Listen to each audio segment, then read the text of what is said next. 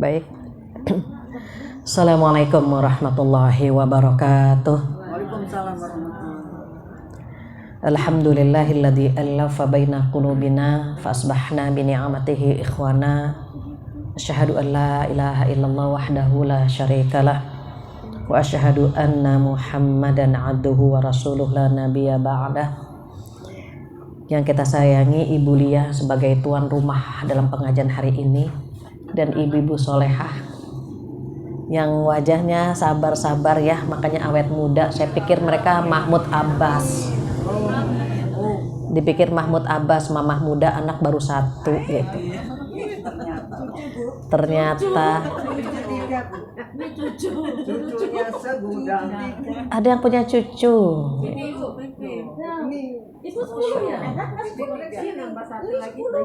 Cucunya atau anaknya 10?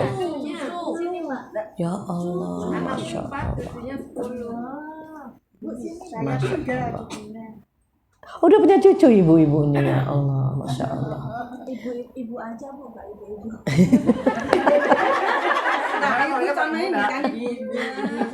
Ada 2 orang maksudnya, ibu-ibu ya. Masya Allah. Berarti ibu-ibu tangguh semua. Kalau saya sering menyebutnya wanita angkasa, anggun dan perkasa. Anggun karena kesabarannya, perkasa karena banyaknya amanah yang diberikan. Mudah-mudahan ibu-ibu yang hadir hari ini seluruhnya Allah berikan badan yang sehat, umur yang panjang, suami yang sayang, anak-anak yang soleh-solehah. Mudah-mudahan kita semua dikumpulkan di jannah. Amin ya rabbal alamin. Tak lupa salawat dan salam kita sampaikan kepada kekasih kita Rasulullah sallallahu alaihi wasallam, di mana beliau bersabda, kullu mauludin yuladu alal fitrah fa abawahu yuhawidanihi au yunasiranihi au yumajjisanihi. Setiap bayi yang terlahir dalam kondisi fitrah, seluruh bayi yang terlahir dalam kondisi fitrah. Apa maksudnya fitrah? Punya potensi tauhid, punya potensi menyembah Allah.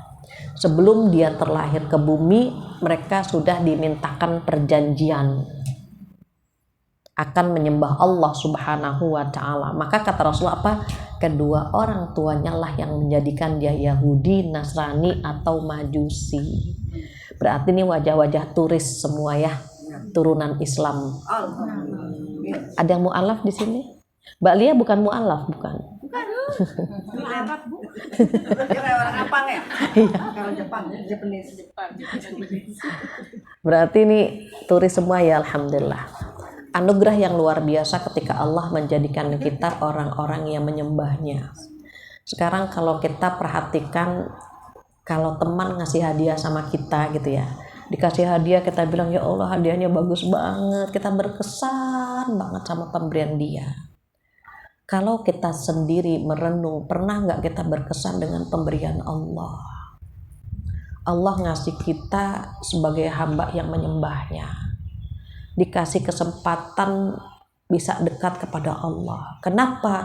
Karena ini anugerah utama yang tidak Allah berikan kepada siapapun.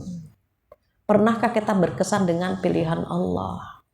Pernah nggak kita nangis betapa nikmatnya Allah memberikan kita lahir atau terlahir dengan kondisi keimanan yang luar biasa? Dalam Al-Quran dikatakan a'udzubillahi minasyaitonirrajim.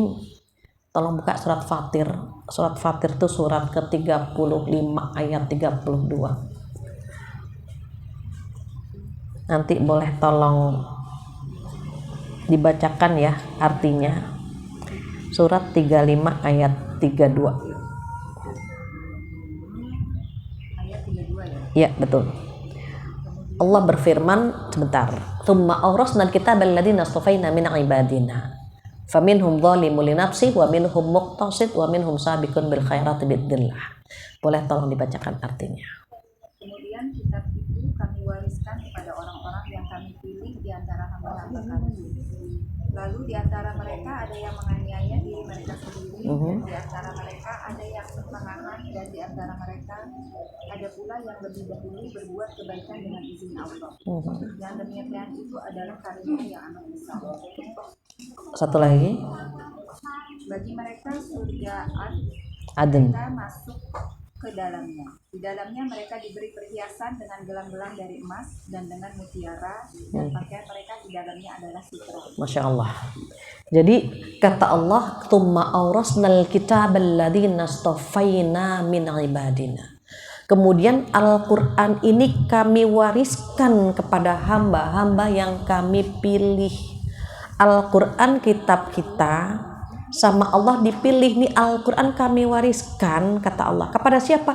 Kepada hamba-hamba yang kami pilih. Jadi kita dipilih sama Allah menjadi hamba yang menyembah Allah. Kalau misalnya penduduk bumi ini kurang lebih 10 miliar misalnya, umat Islam itu cuma 1/4 lebih sedikit. Misalnya ini ada kue. Ini kue bulat ya, ini saya buat ilustrasi. Ini kue bulat. Nah, umat Islam itu yang dipilih sama Allah itu cuma 1/4 lebih sedikit, dibagi 4 gitu. Terus kita cuma 1/4 lebih sedikit. Ini yang dipilih sama Allah. Di antara miliaran manusia, terus kita dipilih gitu. Berkesan nggak dengan hadiah Allah? Pernah nangis nggak gara-gara ini gitu maksudnya? Kita dikasih hadiah sama manusia, kita bisa berkesan gitu. Ih, keren banget sih hadiah ini, kita berkesan, kita bisa inget terus gitu. Pernah nggak nangis dengan pilihan Allah sehebat ini gitu? Sekian miliar manusia, cuma 1/4 lebih dikit kita dipilih di dalamnya. Nah, dari yang 1/4 lebih sedikit tadi, kata Allah, umat Islam menjadi 3 golongan. Golongan pertama adalah orang-orang yang menzolimi diri sendiri. Apa arti zolim? Tidak menempatkan sesuatu pada tempatnya, namanya zolim. Disuruh sholat nggak sholat, disuruh puasa nggak puasa, dititipkan anak nggak dirawat dengan baik gitu. Ada suami dia selingkuh, namanya zolim.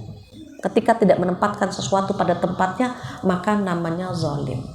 Sekarang perselingkuhan meningkat. Kalau dulu yang selingkuh hanya laki-laki saja, jadi yang curhat para ibu DM ke saya. Sekarang perempuan pun selingkuh, sehingga yang laki-laki harus curhat dan nangis-nangis bagaimana istrinya selingkuh gitu.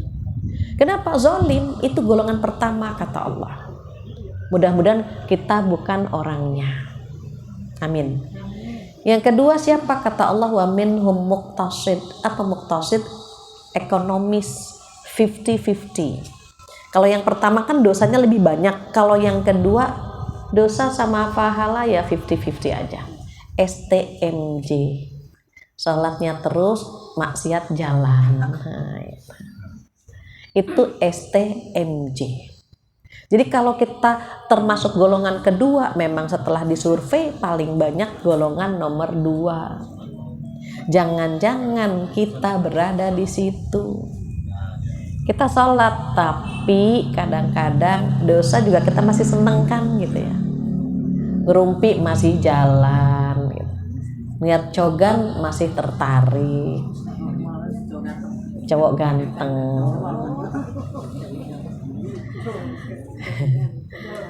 Ada joker ya, jomblo keren. Duren nggak cukup. Sekarang duren sawit yang laku tuh duren sawit. Duda keren sakunya duit. Kalau keren aja nggak laku sekarang.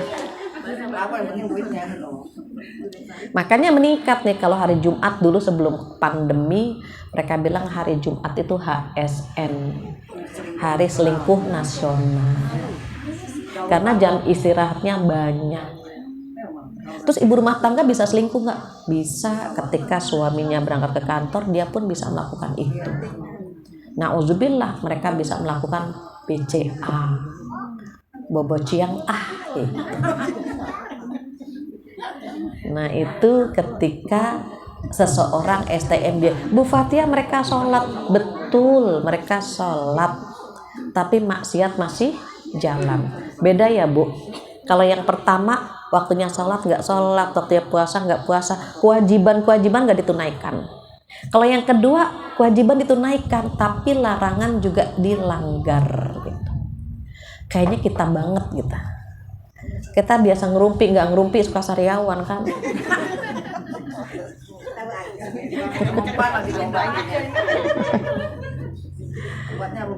Nanti anak, kita tahu anak amanah, tapi terkadang kita tidak menjalankan amanah dengan baik kan, isinya perintah semua gitu kan. Pernah nggak nyium mereka, meluk mereka, ngajarin iqra sama mereka, membiasakan mereka sholat gitu. Kita kadang-kadang zalim di situ. Ada seorang anak dibawa sama ayahnya ke hadapan Umar bin Khattab. Ya Umar, anakku durhaka. Kata Umar, apakah kamu sudah memberikan semua hak anak? Gitu. Anak ini bertanya, ya Khalifah, ya Amirul Mukminin, apa hak anak itu? Maka Khalifah Umar menjawab, hak anak ada 3. Pertama, mendapatkan ibu yang baik. Kedua, mendapatkan nama yang baik. Ketiga, mendapatkan pendidikan yang baik.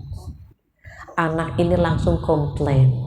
Apa kata anak ini? Ya Umar bin Khattab, ya Amirul Mukminin, saya 3-tiganya tidak dapat. Saya tidak mendapatkan ibu yang baik karena ibuku adalah majusi. Majusi itu bagaimana? Menyembah api, bukan muslimah. Namaku Ja'lan atau Ju'lan yang artinya cecurut atau tikus. Dan aku tidak mendapatkan pendidikan yang baik karena orang tuaku tidak pernah mengajarkan satu huruf pun dari Al-Quran. Apa kata Umar? Kalau begitu nak, bukan kamu yang anak durhaka, tapi orang tuamu adalah orang tua durhaka. Na'udzubillah. Jadi kalau kita melihat anak antara harapan dan ujian, nanti kita akan bahas. Ternyata banyak ibu yang STMJ kan, sholatnya terus tapi maksiatnya jalan. Anak tidak diberikan haknya gitu. Kita sibuk dengan urusan dunia sampai lupa menitipkan harapan akhirat, pendidikan akhirat, dunia semuanya kita berikan. Maka itu kata Allah adalah orang-orang yang di golongan nomor 2. Terus yang nomor 3 bagaimana? Wa minhum sabiqun bil khairati biidznillah. Yang ketiga adalah orang-orang yang bergegas kepada kebaikan dengan izin Allah. Ada pengajian langsung hadir tuh dengan izin Allah itu. Ada orang sakit langsung ditengok, itu yang menggerakkan badan kita siapa? Allah itu. Ada orang meninggal kita takziah, badan kita malas tapi sama Allah digerakin gitu. Maka kalimat di ujungnya, dan golongan nomor 3 orang-orang yang selalu bergegas kepada kebaikan dengan izin Allah. Allah yang memberikan kita gerakan-gerakan demikian. Kira-kira kalau Allah nggak ngegerakin, kita bisa nggak bantu orang lain? Nggak bisa. Jangankan membantu orang lain, membantu diri kita saja kita nggak mampu. Sholat misalnya, muadzin sudah berkumandang, Allahu Akbar, Allahu Akbar. Ada yang dikasih kekuatan sama Allah, cepat dia bangun ngambil air wudhu, gitu kan? Ada yang dikasih kekuatan tapi kekuatannya nggak terlalu besar. Nantilah baru jam 12 lewat sekian gitu. Makan aja dulu, Allah juga tahu kita lapar gitu. Makan, tadi nonton TV, sendawa, rebahan. Terus pas kondisi, udah jam 2:30 baru sholat.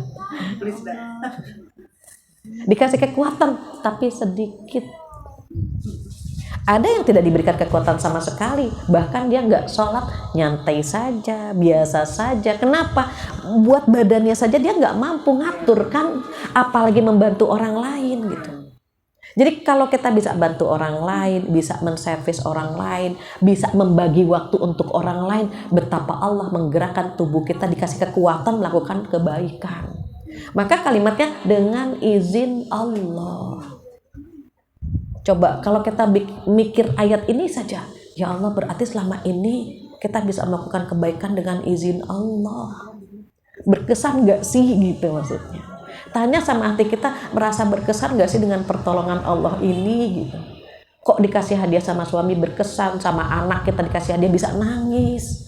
Pernah gak sih nangis dalam kesendirian tuh nangis, ya Allah kau tuh sayang banget sih gitu. Aku dipilih dari sekian orang, dipilih untuk baca Quran, dipilih untuk duha, dipilih untuk duduk di pengajian gitu. Itu harus ada proses bagaimana bisa berkesan dengan hadiah Allah ini. Termasuk duduk di sini, dapat ilmu, silaturahim. Orang yang silaturahim itu kan umurnya panjang dan rezekinya berkah. Dan orang yang duduk di majelis ilmu itu hatinya tenang walaupun di rumah punya masalah. Duduk ke sini tenang, bahkan saking tenangnya pengen baca doa tidur gitu ya. Orang duduk di pengajian tuh ngantuk, saking tenangnya itu. Apalagi yang sender-senderan gini nih.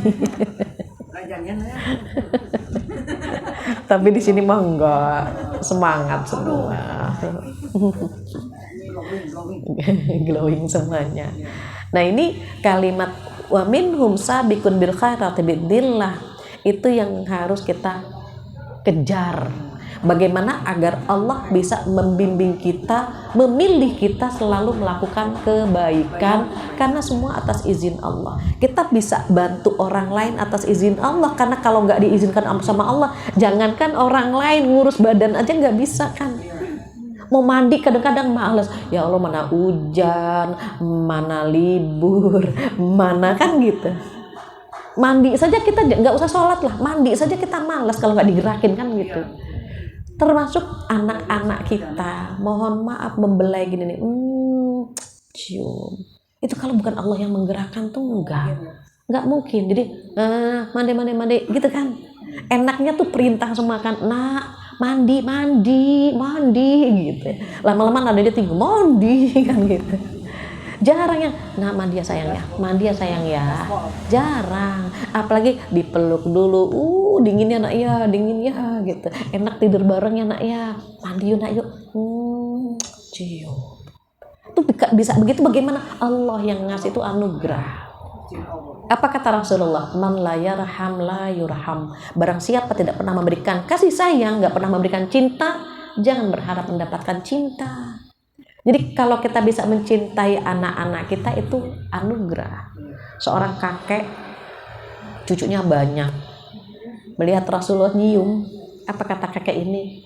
Ya Rasulullah, aku punya cucu banyak, tapi aku gak pernah cium mereka. Maka beliau bersabda, barang siapa yang tidak pernah memberikan cinta, jangan berharap mendapatkan cinta. Jadi ada timbal balik, bola bekel.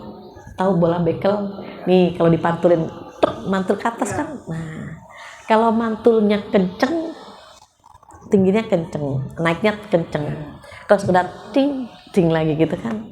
Cinta kita kepada manusia begitu. Kalau ngasih cintanya besar, anak pun akan memberikan cinta kepada kita besar. Tapi sama, kalau nyiksanya besar, penyiksaan ketika kita tua pun besar. Di luar itu kalau dulu ibunya bilang gini, nak, kamu tuh bikin repot mami deh gitu. Mami mau kerja repot, kamu di mana? Akhirnya kan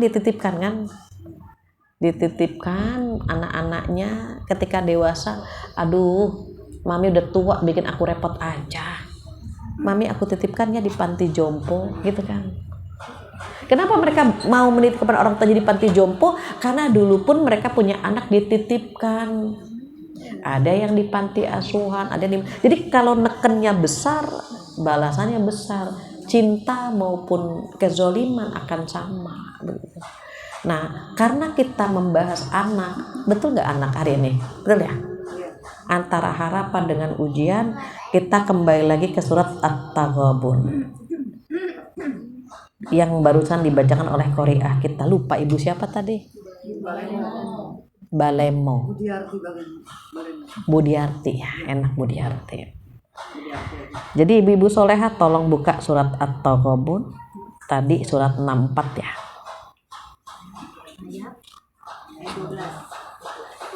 Ayat 12. A'udzubillahi minasyaitonirrajim. Wa atii'ullaha wa atii'ur rasul. Kata Allah apa? Taatlah kepada Allah dan kepada Rasul. Kalau kamu berpaling bagaimana? Kewajiban Rasul tuh hanya menyampaikan saja. Yang ngasih hidayah siapa? Allah. Balik lagi Allah lagi. Rasulullah itu nggak bisa ngasih syafaat. Bahkan kepada paman kesayangannya nggak bisa ngasih syafaat, apalagi kita. Jadi kalau misalnya ada pengajian, mohon maaf, ada pengajian jumlahnya misalnya katakan hadir 100 orang misalnya, itu boleh jadi yang tersentuh 20 gitu kan, yang bubar 50, yang EGP selebihnya gitu. Sama. Jadi kalau misalnya kita waktu pengajian, ini mohon maaf yang mudah-mudahan mereka redok saya ceritakan. Ketika bertemu dengan artis hijrah itu, mereka awalnya banyak yang belum pakai ini. Sampai nanti WA, telepon gitu. Bu, doakan ya biar saya istiqomah. Dulu tahu ya, Cut Sipa kan belum pakai ini kan. Tapi rajin. Dinda Hau rajin, memang ngaji. Kalau yang lain justru jadi pengurus pengajian. Ada pengajian namanya pengajian kami. Itu pengurusnya Ratna Gali, Cut Meriska, Pebi Palwinta. Itu ngaji semua itu mereka. Terus mereka ngundang teman-teman yang belum hijrah tuh, diundang aja. Mereka bilang apa? Kan hidayah milik Allah ya Bu. Iya, ngundang nggak apa-apa. Tapi kalau yang julid kan gini. Nah, gitu kan. Jadi mindset orang kan beda-beda. Ada yang positif, nggak apa-apa diundang, toh nanti mereka dapat hidayah, kan Allah yang ngasih gitu. Tapi kalau yang julid, lah nih pengajian gitu ya. Kita nggak boleh menghakimi orang. Hatinya kan sama Allah saja. Apaan sih pengajian begini? Nggak bisa. Boleh jadi hidayah yang nyentuh hati mereka lebih cepat ketimbang yang nyentuh hati kita. Kenapa kita tidak boleh mengatakan bahwa kita lebih baik daripada orang lain? Karena hatinya hanya Allah yang tahu. Bahkan mohon maaf sekali kalau kita pergi keluar, lihat keluar ada nenek-nenek pakai tank top, ya kita bilang udah bau tanah, pusar masih kelihatan gitu ya. Kita nggak tahu, boleh jadi sedekahnya dia lebih banyak daripada kita. Atau kita melihat lagi yang lain, aduh itu perempuan ketawanya kenceng banget sampai seluruh perumahan denger gitu ya. Tapi boleh jadi ketaatan dia kepada suami lebih hebat dari kepada ketaatan kita. Makanya kita merasa lebih rendah terus sehingga kita terus belajar begitu. Maka dikatakan di sini, ati Allah, taatlah kepada Allah. Taatlah kepada Rasul. Rasul itu tugasnya hanya menyampaikan saja, sementara yang ngasih hidayah adalah Allah Subhanahu wa ta'ala. Maka di situ Allahu la ilaha illahu. Tidak ada Tuhan kecuali Allah, dan kepada Allah kita diminta untuk bertawakal. Kenapa? Karena nanti ayatnya, wahai orang-orang yang beriman. Nah ini, sesungguhnya min azwajikum, sebagian pasanganmu, wa auladikum, dan anak-anakmu musuh bagimu. Ibu pernah nggak sama suami? Pernah kan? Pernah cekcok, beda pendapat, apalagi mohon maaf jika rumah tangga kita di bawah 7 tahun. Ada yang rumah tangganya belum 7 tahun di sini? Ada? Berapa, Neng? 6. Nah, saya nggak nakut-nakutin ya. Ini kan survei bisa benar bisa salah. Gini, ada tisu, saya buat simulasi sedikit. Minta tisu, Neng.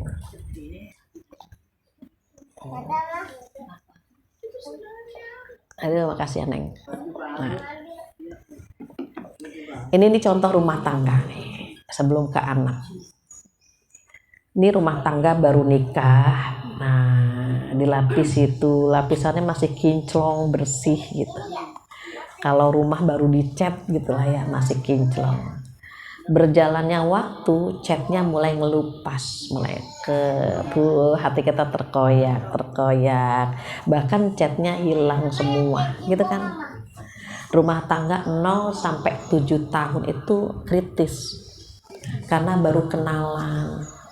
Kok dia nggak seperti dulu ya, astagfirullahaladzim. Kayaknya waktu sebelum nikah romantis, gitu. Pas nikah kok jadi begini. Yang laki-laki juga sama. Dulu kayaknya dia cantik banget ya Pak. Kok pas nikah gitu beda ya.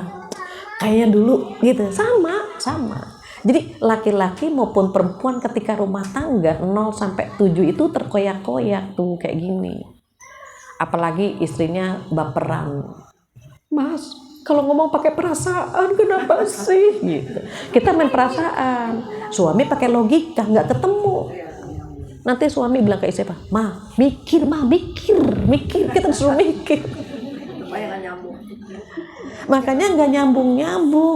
Ya, mulai terkoyak. Kalau sampai habis, nauzubillah ya, cerai. Perceraian meningkat di usia ini. Terus kalau belum terkoyak, Allah langsung melapisi dengan lapisan yang kedua. Nah ini namanya mawaddah. Kalau sudah mawaddah, ini rasanya agak lama di sini.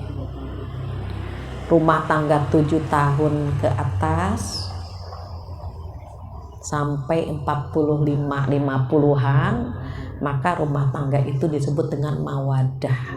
Kalau yang ini apa? 0 sampai 7 itu masih mahabbah. Mahabbah isinya cuma cinta, cemburu, gairah, masih kalau ketemu masih gitu. Bulan madu. Bulan madu cuma 3 bulan. Setelah itu bulan bawang, perih. Ya Allah, gini amat sih perih gitu. Bulan bawang selesai, bulan cabe. Main jawab-jawaban. Tapi kalau udah 7 tahun lewat, udah saling paham, ngomel, tapi Sophie udah paham. Salah si nenek udah memang cerewet gitu. Kita udah paham dengan sendirinya, udah di mawaddah. Makanya mawaddah itu rasanya paling banyak. Mawaddah itu rasanya ada cinta, cemburu, pengertian, ada menutupi aib, ada memotivasi, itu di mawaddah itu. Dan saya perhatikan ibu-ibu mayoritas wajahnya mawaddah. Ada yang rumah tangganya sudah 50 tahun, nggak ada kan? Belum. Ibu berapa? Berapa? 28. Baru 28. Apanya? Rumah tangganya? Pernikahan, usia pernikahan. Oh, Masya Allah, udah punya cucu. Berarti anak nikah muda. Anak nikah umur 23. Iya, betul. Ibu pernikahan berapa? 3. Percaya kalau udah punya cucu 10. Karena sudah 30 lebih. Kalau udah di mawaddah, ini rasanya begini, nano. Bisa pisah gak? Bisa cerai gak? Bisa.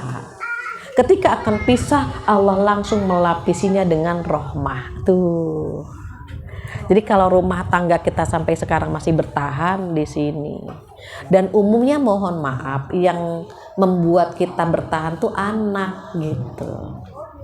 Anak itu jembatan, anak itu lem antara keegoan ayah ibunya. Nikah itu bawa 2 aku. Kita bawa aku, suami bawa aku, makanya ada 2 aku, berantem terus kan. Nah, anak melebur semuanya. Tapi kata Allah di sini, sebagian anak-anakmu dan pasanganmu, sebentar, mati kayaknya. Ya. Sebagian anak-anakmu dan pasanganmu kan musuh.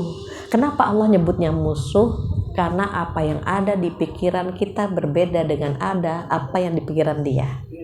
Nanti atau ibu-ibu udah ngalamin, kita pengennya anak jadi ini gitu ya, dia milih jurusan lain. Kita pengen suami ngedukung kita, tapi dia mendukung anak. Bisa kan terjadi? Itu kata Allah bahwa sebagian pasanganmu dan anak-anakmu musuh bagimu. Ini kepencet barusan. Yang dimaksud musuh adalah apa yang ada di pikiran kita berbeda dengan apa yang dipikirkan mereka. Saya kalau nggak salah pernah cerita ya di JGC ya, di masjid sana. Saya punya anak, pengen banget anak saya begini gitu ya. Qadarullah di penghujung dia mau diwisuda, dia punya penyakit asma. Kehadirannya di kampus kurang, nggak bisa ikut ujian, jadi nggak jadi diwisuda kan gitu. Pindah ke kampus lain, pindah lagi ke kampus lain gitu. Artinya apa? Oh, ternyata apa yang ada di pikiran kita nggak sama dengan apa yang dipikir anak-anak kita. Ada yang oke, nurut aja.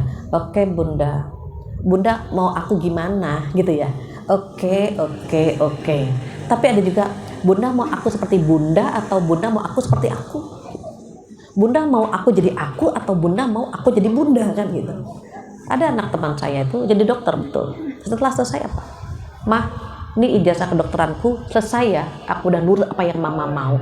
Sekarang aku ninggalin rumah karena aku harus mencari kehidupanku sendiri. Aku sekian tahun sudah ikuti di mama. Setelah itu dia pergi. Mamanya nangis-nangis cerita, ya Allah Bu Fathia, anak saya meninggalkan rumah. Saya bilang mungkin dulu dia ya sekedar menyenangkan ibunya saja. Makanya anak saya ada yang bilang, nak kamu nggak ke Mesir aja gitu ya, ke Al Azhar aja. Dia terus terang, Umi mau jadi aku jadi Umi atau aku jadi aku. Jadi kamu nak, jadi kamu, kan gitu akhirnya. Dengan kisah-kisah ibu-ibu kita itu, kita jadi tahu ternyata nggak mudah mendidik anak itu gitu. Makanya dikatakan oleh Allah apa? Musuh bagimu. Tapi kalau kamu maafkan gitu kan, kalau kamu santuni, kamu ampuni gitu ya, sesungguhnya Allah itu maha pengampun. Suami juga sama, bisa jadi musuh. Umur 40 kita lagi mulai duduk gemeter. Sementara suami mulai ngomong poligami. Nggak matching kan, kita lagi dugem, ayah mau kemana. Dia pengen buka cabang, kan nggak matching apa yang kita mau dengan yang dia mau.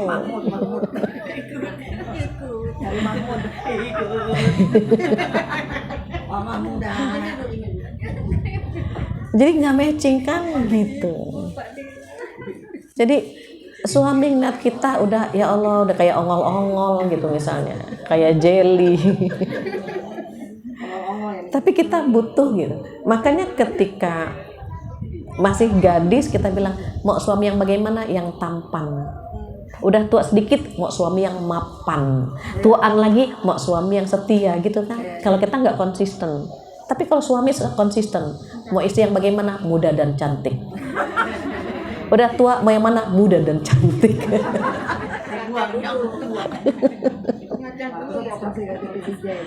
Itu ujian kan, Allah udah ngasih bocoran di sini. Makanya jangan kaget. Kenapa kita kaget-kagetan belum buka surat ini? Bahwa bisa jadi pasangan-pasanganmu atau anak-anakmu musuh bagimu. Ujiannya lewat mereka, maksudnya begitu. Suami sama, ya Allah Bu, ujian saya lewat istri saya Bu, sama. Hanya bedanya kalau perempuan itu kan banyak bicara ya, banyak ngomong, capek ngomong, pengen jalan-jalan ngomong, minta tambahan ngomong gitu kan, diomongin semua. Kalau laki-laki diem, dia ikut aliran kebatinan, tekanan batin. Tiba-tiba sakit. Jadi luar biasa gitu. Makanya saat mendidik anak-anak itu visi misinya harus sama. Ini yang agak susah. Kita pengennya anak begini, suami pengennya anak begitu gitu kan, nggak ketemu di situ. Kita bilang biarin aja ayah, dia milih sendiri, ayah biarkan dia. Nggak bisa kan gitu. Akhirnya anak bingung, ngikut siapa nih? Nah, minimal tuh dibicarakan di kamar berdua-duaan. Bagaimana kalau anak begini. Itu di belakang anak. Jangan berantem di depan anak. Kalau mulai ada komentar-komentar, cubit aja, gitu, masuk kamar. Jangan di depan anak-anak. Anak-anak tuh confused, bingung dia harus ngikut siapa gitu. Ngikut ayah atau ngikut bunda kan begitu. Ini yang membuat kita perlu belajar lagi bahwa ternyata anak-anak itu ujian, sehingga kita perlu tahu ujian kita lewat mana nih? Lewat suami atau lewat anak. Kalau kita diuji lewat anak-anak karena kita nggak cocok diuji lewat suami kita. Aduh nggak sanggup Bu saya diuji lewat suami misalnya. Ada yang diuji lewat suami karena dia kuat gitu. Kalau diuji lewat anak-anak nggak bisa gitu. Jadi sudah ditakar, kita ini sudah terseleksi. Allah paling tahu, oke ibu diuji lewat anak ya. Karena kalau suami lincah ibu nggak bisa gitu. Suami lincah nggak pulang-pulang, nggak sanggup kita. Tapi anak main ke rumah temennya nggak pulang-pulang, oke lah gitu. Masih di rumah teman kan gitu. Atau ada yang, aduh bu saya nggak sanggup kalau diuji lewat anak-anak saya. Saya begitu cinta sama mereka. Umumnya kita paling cinta sama siapa itu pintu ujian kita. Kenapa? Kalau kita cintanya sama anak luar biasa, ujiannya bisa lewat anak. Kalau kita cinta sama suami luar biasa, kadang-kadang ujiannya lewat suami. Kita cinta sama harta luar biasa, ujiannya lewat harta.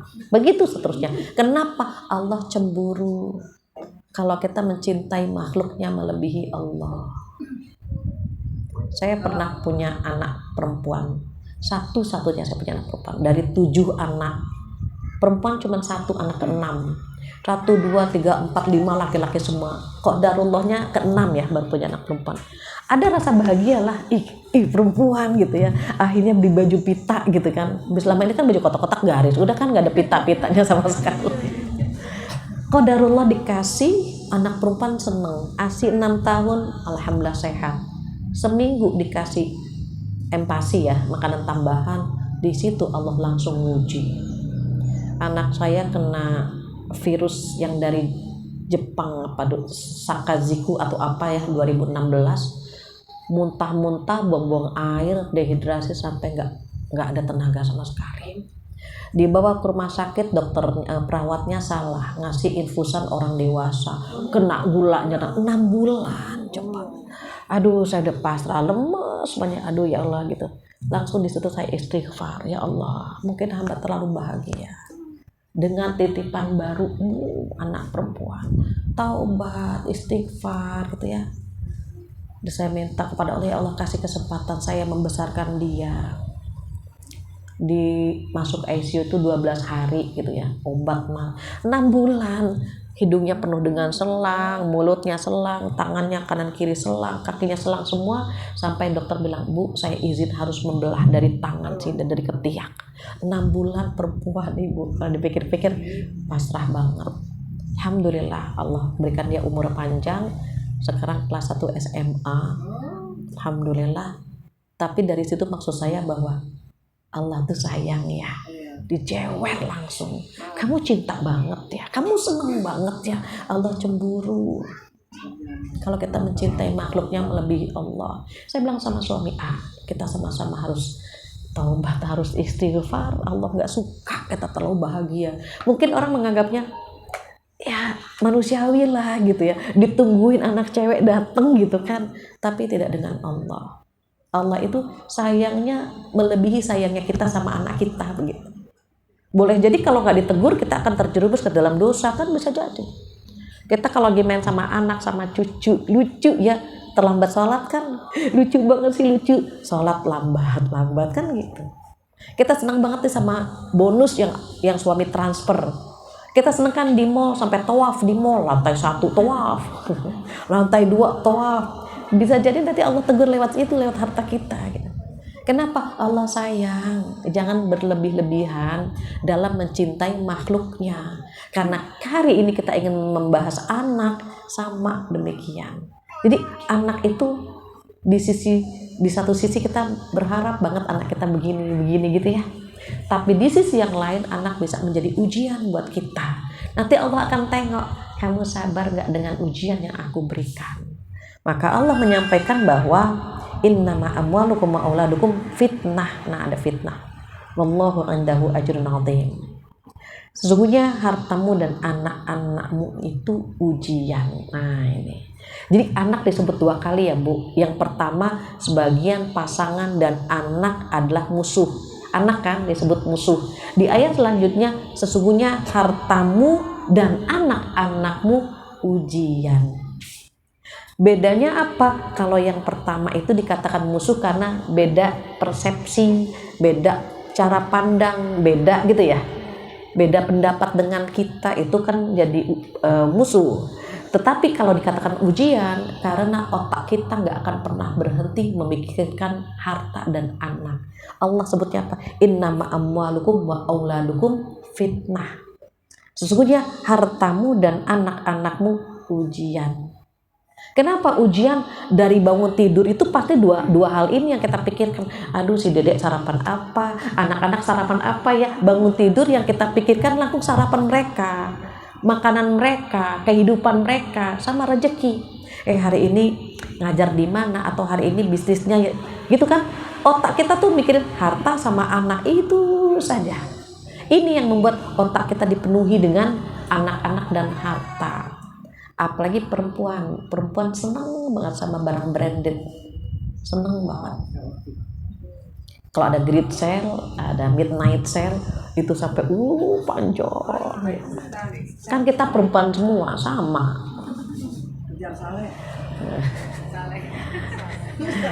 Jadi saleh pisang. Kalau laki-laki, ini ada bapak-bapak nggak ya? Laki-laki ujiannya lewat perempuan. Nih, kalau otaknya dibelah nih, ditumpahin, itu isinya apa? Seks. Stres. Dia stres, melakukan hubungan intim, hilang stresnya. Banyak hutang, wah mumet banget, melakukan hubungan intim, hilang.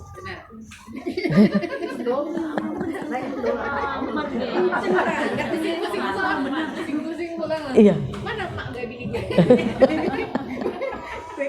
Iya. Itu ujiannya begitu. Kalau misalnya 100%, mungkin 90% itu ke lawan jenis. Kita 50 ke lawan jenis, 50 ke barang branded. Barang bertumpuk. Jadi kalau ada baju, itu kita nyari baju, nyari jilbabnya gitu. Iya, ada jilbab bagus, nyari bajunya, numpuk. Iya. Tas, sepatu, coba itu kan banyak banget kita, sepatu olahraga, sepatu kondangan, sepatu gitu kan, ada gitu. Ya ini ada sepatu coklat, tasnya belum, nyari tasnya itu yang coklat. Nggak bisa. Belum lagi bros kemarin, cakep banget, ada bunga gitu. Kata ayah, kan udah yang ada bunganya. Iya, tapi yang ini ada daunnya. Terus aja gitu. Itu harta kan gitu. Makan kemarin udah ada yang daunnya. Yang ini ada tangkainya, tahu. Terus aja ada tangkainya, kalau bisa ada potnya gitu kan. Itu ujian. Ibu mau lihat di mana? Di surat Al-Imran, surat ke-3, ayat 14. Ayat 14. Tolong dibacakan biar kita lihat.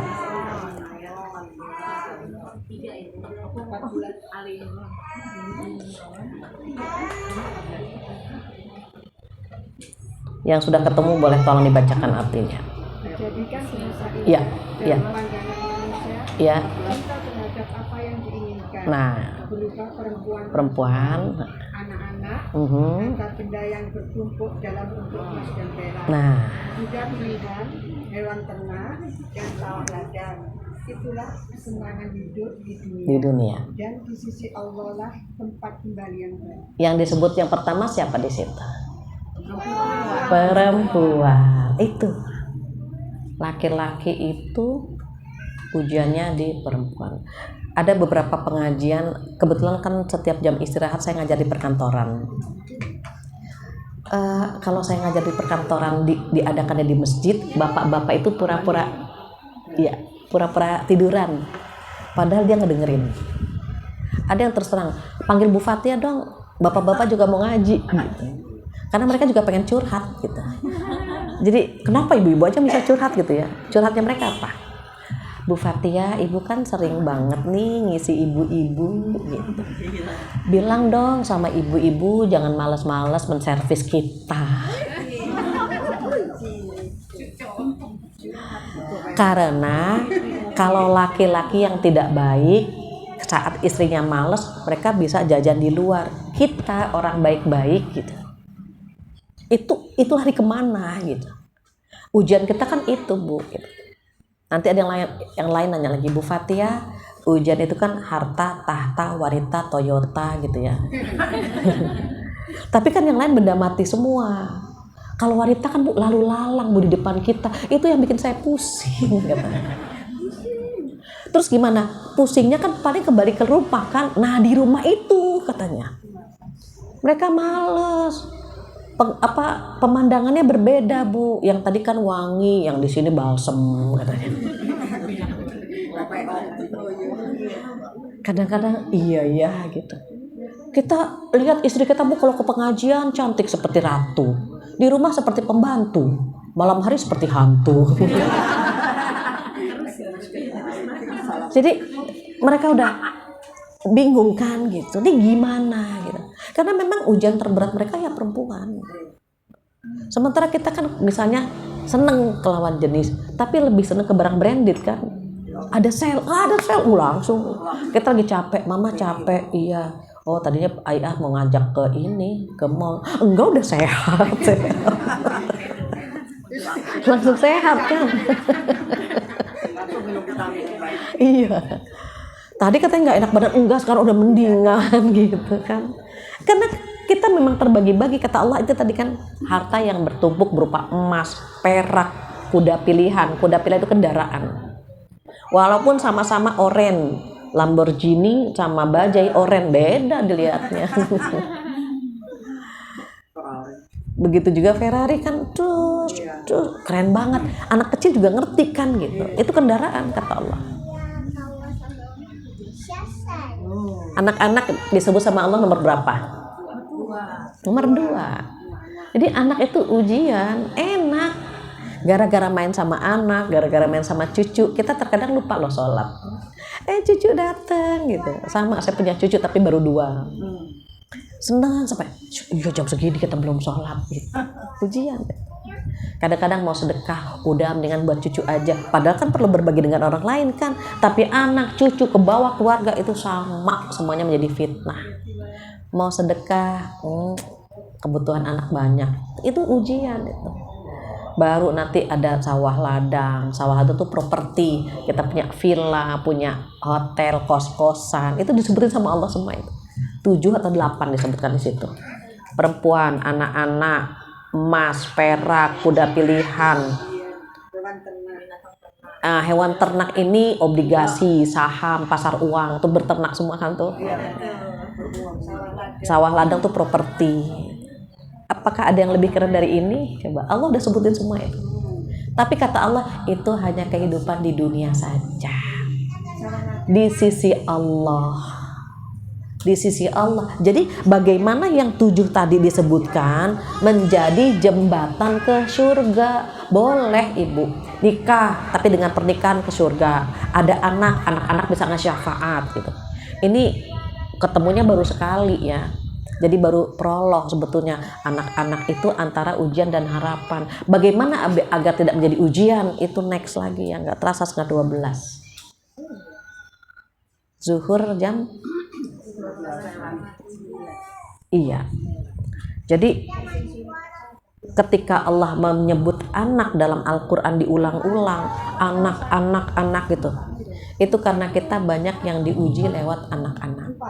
Tolong sebutkan nabi siapa yang diuji lewat anak. Ada yang tahu nggak? Nabi siapa? Nabi Nuh. Nabi siapa lagi? Nabi Adam.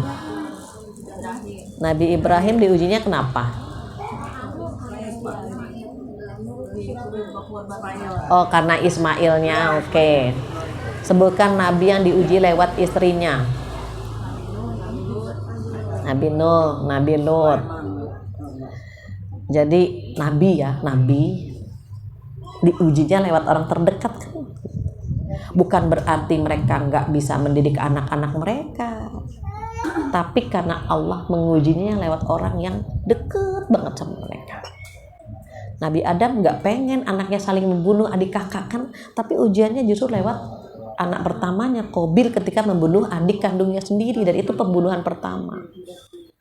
Begitu juga Nabi Yakub punya anak Nabi Yusuf, abang-abangnya Nabi Yusuf kan iri sampai Nabi Yusuf dibuang ke sumur. Pengen gak sih ayahnya diuji lewat anak-anak? Gak pengen. Tapi kan Allah menguji. Sama, saya perhatikan nih wajah-wajah ibu-ibu nih wajah-wajah penuh masalah semuanya. Penuh ujian gitu. Dari duduknya aja udah gonta-ganti berapa kali.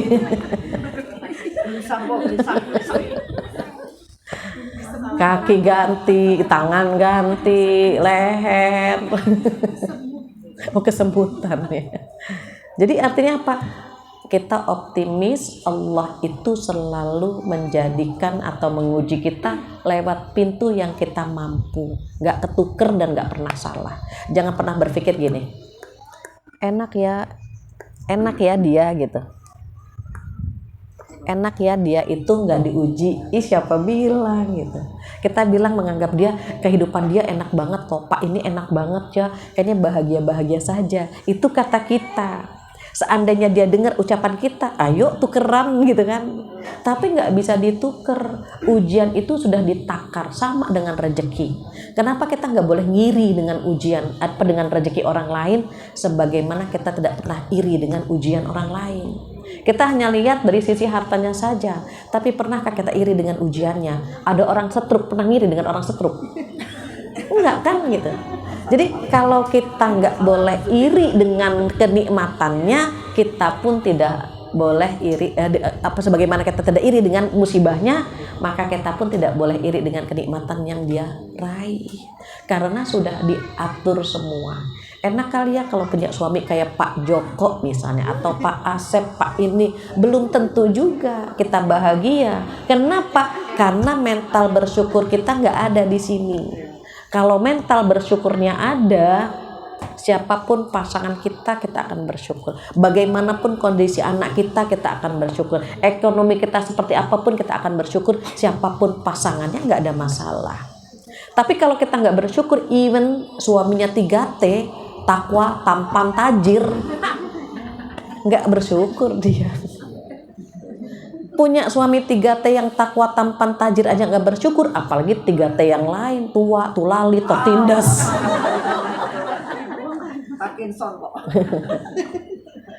Maka kita akan tidak bersyukur lagi. Nah, ini terkait dengan anak-anak kita. Ditutup apa? Fattaqullaha mastata'tum wasma'u wa ati'u wa anfiqu khairan li anfusikum. Jadi maka karena kita sudah tahu nih semuanya, anak bisa jadi ujian, bisa jadi anugerah, suami pun demikian gitu ya, maka bertakwalah kepada Allah semampu kalian gitu. Semampu kalian. Untuk larangan nggak ada kalimat semampu, nggak ada. Larangan harus ditinggalkan semua, nggak bisa. Misalnya janganlah berzina semampu kalian, enggak, tinggalin semua. Harus ditinggalkan, nggak ada larangan itu diikat dengan kalimat semampumu. Kalau larangan harus ditinggalkan semua. Tapi kalau perintah, coba Allah sayang banget ya sama kita ya. Takwalah kepada Allah semampu kalian.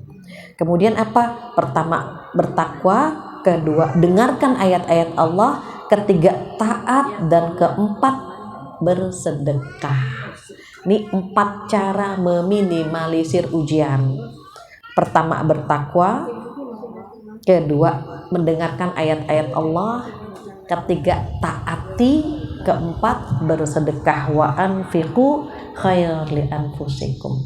Mudah-mudahan dari 4 pintu ini kita bisa meminimalisir ujian yang Allah berikan. Minimal kita kuat menghadapi ujian-ujian dari Allah Subhanahu wa Ta'ala. Alhamdulillah, karena jam 12 kurang ya, saya rasa cukup sekian untuk pertemuan hari ini. Namun jika ada yang ingin menambahkan atau mengurangi, saya persilahkan.